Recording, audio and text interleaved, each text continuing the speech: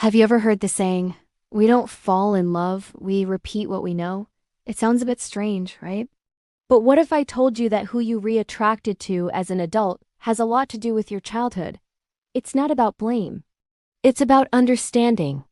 Let's dive into how our earliest experiences shape our romantic choices. Think back to when you were a kid. Your first and most important relationships were with your caregivers, usually your parents. These early bonds created a blueprint in your mind for what love feels like. This blueprint is what psychologists call our attachment style. It's our unconscious guide to relationships. There are a few main attachment styles.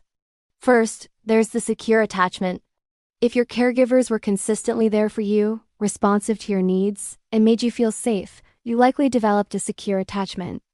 As an adult, you probably find it relatively easy to trust others. You're comfortable with intimacy and you don't worry too much about being abandoned. You see relationships as a safe harbor.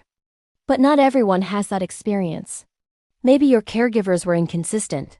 Sometimes they were warm and available, and other times they were distant or overwhelmed. This can lead to an anxious attachment style. As an adult, you might crave closeness but also live with a constant fear of rejection. You might worry your partner doesn't love you as much as you love them, and you might need a lot of reassurance to feel secure.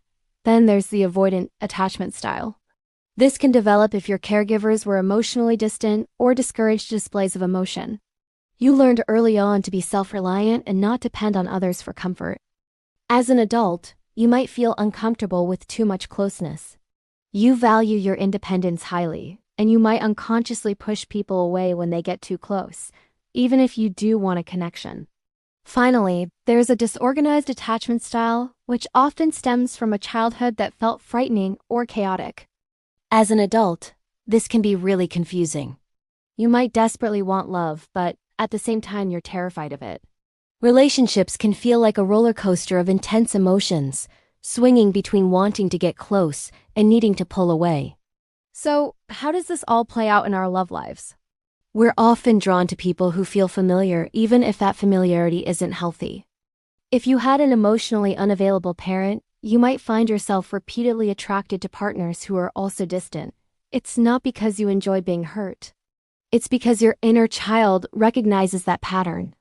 It's what love feels like to you, and on a subconscious level, there's a hope that this time, you can fix it and get the love you always wanted. It's like your younger self is still inside you, trying to heal an old wound by replaying the same scene with a different person. If you grew up having to earn love, you might be drawn to partners who make you feel like you have to work for their affection. If you were the caretaker in your family, you might find yourself with partners who always need to be rescued. This isn't about blaming your parents. Most parents do the best they can with what they know. This is about self-awareness. Recognizing these patterns is the first and most powerful step toward change. When you understand why you're drawn to certain types of people, you gain the power to choose differently. You can start by getting to know your own attachment style. There are plenty of resources and quizzes online that can help you identify it. Then you can start healing your inner child. This means giving yourself the validation, safety, and love you might not have received consistently as a kid. It's about learning to be your own secure base.